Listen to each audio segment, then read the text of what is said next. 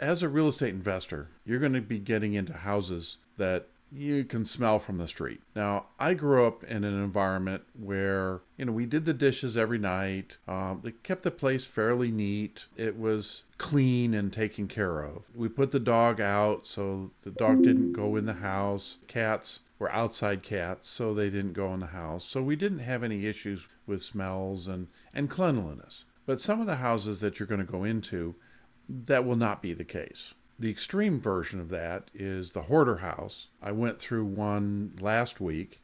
There were at least a minimum of 3 cats living in the house. And of course, they were going in the house. They had food that somebody had put down. The house was supposed to be vacant.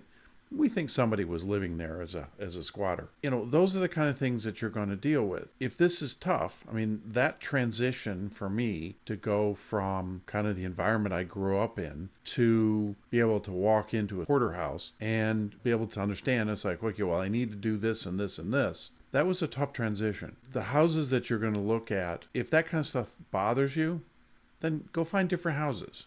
There's a lot of houses on the market, and it's a process of finding the ones that you can deal with. Yeah, everybody wants the minimal rehab where you just do paint and carpet and that's it. But the reality is you're going to make more money if you can find the properties that need more work than that. Maybe it needs a new kitchen. Maybe it needs some other things. And as you're walking through houses, you're going to need to be able to look at the house beyond the stuff. If there's a couch that has seen better days, you need to be able to look beyond the couch and see that the wall behind it is intact, or that it has holes in it where somebody, punched their fist through the wall. Those kind of things happen. Or as they're moving stuff out, they, ram the wall. Easy enough to do when you're moving furniture. Is the kitchen current? Those kind of things. And those are the things you need to develop and be able to look at as you're walking through houses.